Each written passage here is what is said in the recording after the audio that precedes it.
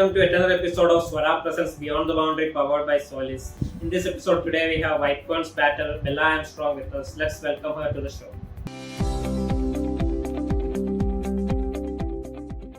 So you started out as a bowler and then you had that injury that so you transformed into a batter. So how difficult was those days? Yeah, that shoulder injury was definitely probably one of my biggest setbacks from my career so far. I had a whole season of no bowling and underarming the ball in instead of properly throwing it. But yeah, Nick White was the coach at the time and he backed me to play as a batter, which I hadn't really done up until that point. So yeah, Nick probably had the belief in me that I could play as a batter, and from there I've just run with it and really put in a lot of work to, I guess, improve that side of my game.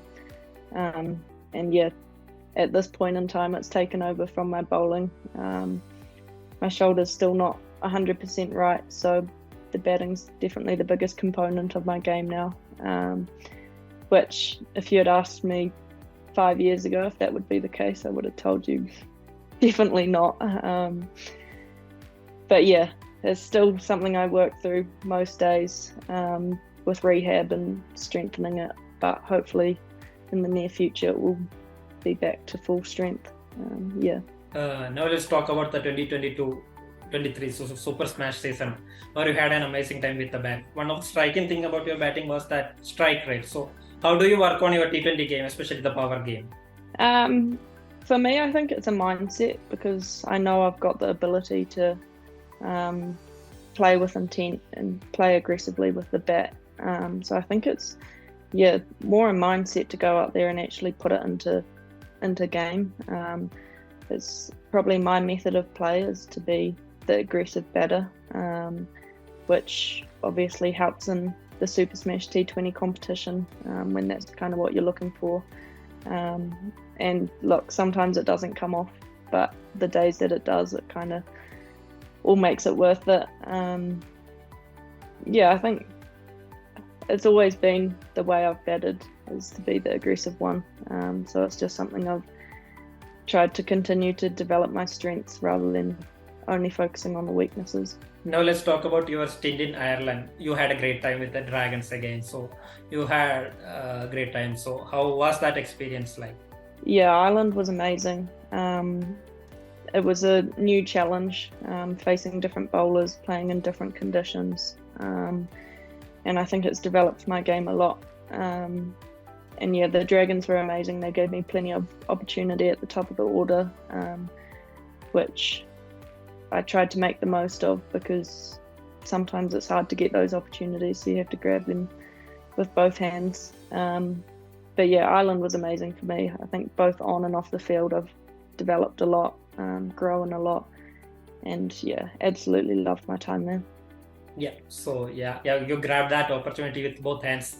You broke the record for the list A score by scoring that 163 not outs. So can you describe that day, innings and that day? Yeah, that day was an interesting one. The week before there had been a game called off on that pitch because it was too dangerous to play on. So I think I had gone out there with the mindset that I knew I was going to get some interesting deliveries that maybe popped off a hard length or stayed low or whatever, and so I think I was just more focused on playing each ball as it came rather than the innings as a whole.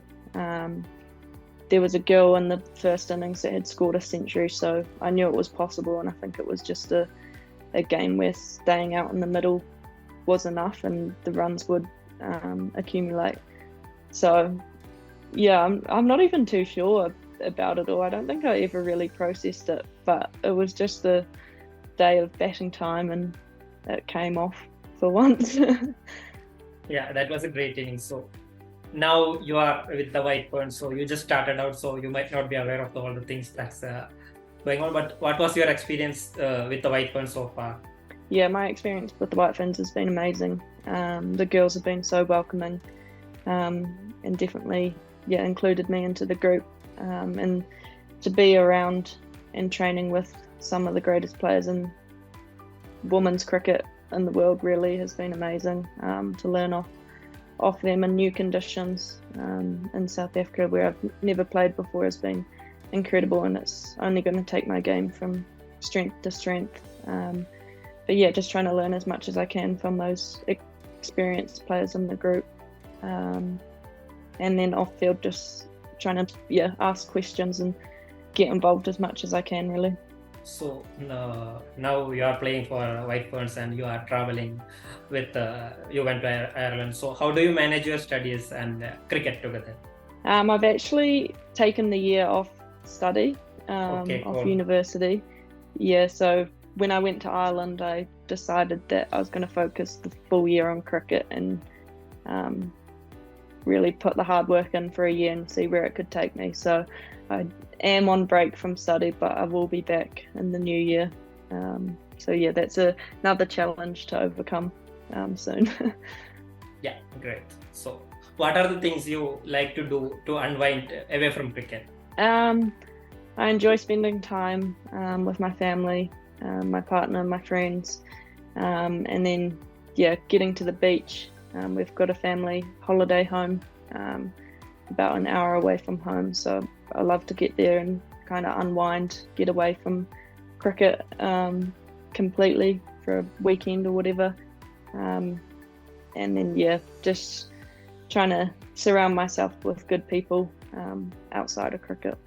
One last question from me. So what are your immediate goals as a cricketer? My immediate goals are probably focused on this domestic season coming up and having consistent performances as much as I can, to then be able to take that into the White Ferns next year, hopefully, with the World Cup late next year. So that's kind of the main goal, is having a good domestic season to hopefully be up for selection for the World Cup next year. That was White Ferns' Bella Armstrong in this episode of Swara Presents Beyond the Boundary, powered by Solis.